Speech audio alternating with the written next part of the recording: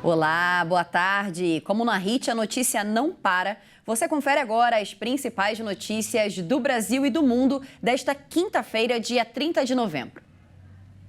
E nós começamos essa edição falando sobre o afastamento do governador do Acre, Gladson Camelli, por suspeita de participação em um esquema de fraude em licitações em pelo menos 8 contratos firmados nos últimos anos. O prejuízo estimado é de 150 milhões de reais. Além de Camelli, a denúncia foi feita contra outras 12 pessoas pelos crimes de peculato, corrupção, lavagem de dinheiro e organização criminosa, segundo a Procuradoria-Geral da República. E mudando agora de assunto, o burnout e a Covid entraram para a lista das doenças relacionadas ao trabalho. O Ministério da Saúde atualizou as enfermidades relacionadas ao trabalho e incluiu 165 novas patologias. O governo incorporou enfermidades que atingem a saúde física e mental do trabalhador, entre elas a Covid-19 e diversos transtornos mentais, como a ansiedade, a depressão, burnout, síndrome do esgotamento profissional e tentativa de suicídio, na lista de doenças relacionadas ao trabalho. No caso da Covid, a infecção é considerada doença do trabalho caso haja exposição ao vírus no ambiente corporativo. Com a atualização da lista, o número de doenças relacionadas ao trabalho quase dobrou, de 182 para 347 patologias. Na prática, essa inclusão amplia as chances de os trabalhadores afastados do serviço conseguirem uma estabilidade de 12 meses do emprego após a alta médica.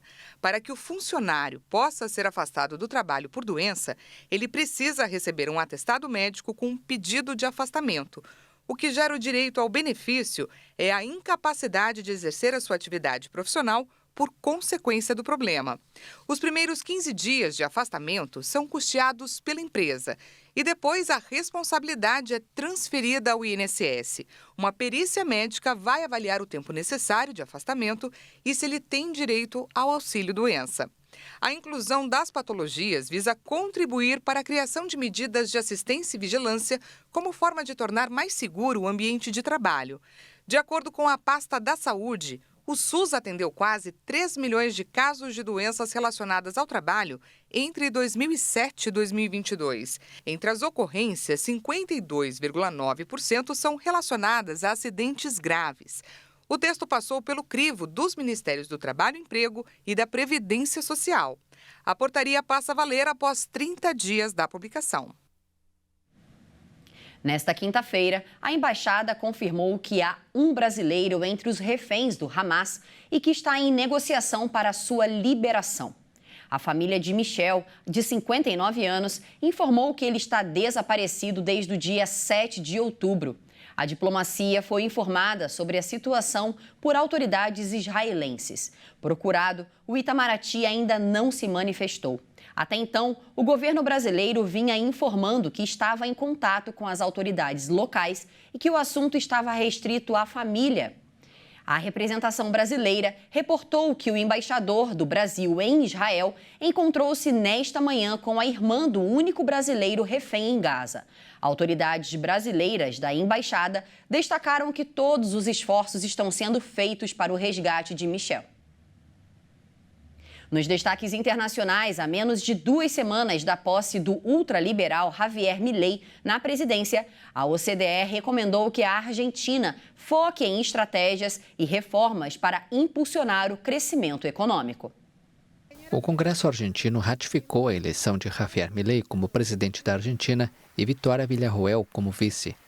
Também nesta quarta-feira, a Organização para a Cooperação e o Desenvolvimento Econômico, a OCDE, publicou um novo relatório sobre suas perspectivas econômicas mundiais. No documento, revisou levemente para baixo o crescimento global para 2,9% do produto interno bruto em 2023 e manteve em 2,7% o de 2024. No caso da Argentina, a organização internacional, a qual Buenos Aires pediu adesão, estima que a economia do país sul-americano vai encolher 1,8% este ano e 1,3% em 2024.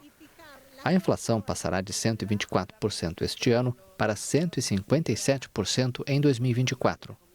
A economia argentina enfrenta desafios extremos neste momento, afirmou a economista-chefe da OCDE, Claire Lombardelli, em referência à inflação e aos índices de pobreza elevados. Perguntada sobre os planos de Milei para a economia, entre eles a dolarização, Lombardelli assegurou que a prioridade do novo governo deve ser reduzir a inflação e aumentar a estabilidade macroeconômica. E de volta ao Brasil, nessa quinta-feira é celebrado o Dia do Evangélico.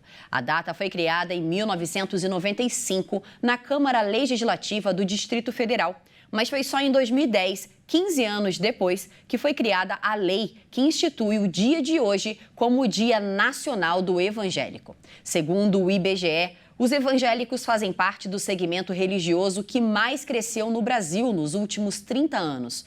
Numa sociedade onde de cada 10 brasileiros, 3 são evangélicos, isso segundo o último levantamento feito em dezembro de 2020 pelo Instituto Datafolha, a existência de uma data reconhecida por lei diz muito sobre o papel da igreja para os fiéis que buscam acolhimento na fé.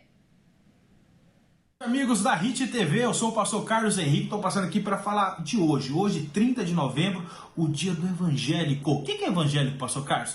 Evangélico é aquele que segue o evangelho da salvação. Qual que é o evangelho da salvação? É a palavra de Deus, é a Bíblia Sagrada, é o livro sagrado, ao qual não muda. Ele é o mesmo ontem, é o mesmo de 1000 anos atrás, é o mesmo hoje e é o mesmo eternamente. Ele não muda, ele não falha. E nós seguimos esse evangelho, nós seguimos essa sagrada escritura.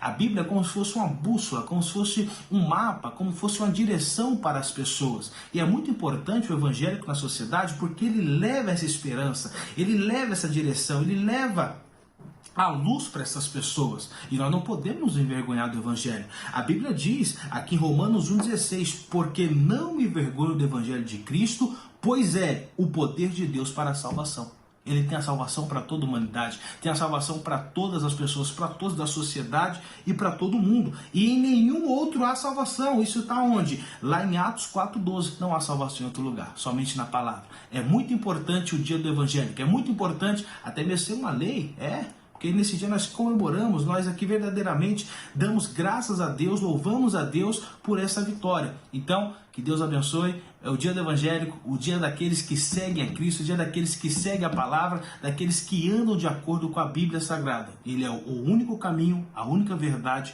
e a única vida. Que Deus te abençoe, agradeço muito a oportunidade de estar participando aqui do jornal. Fiquem na paz, fiquem com Deus.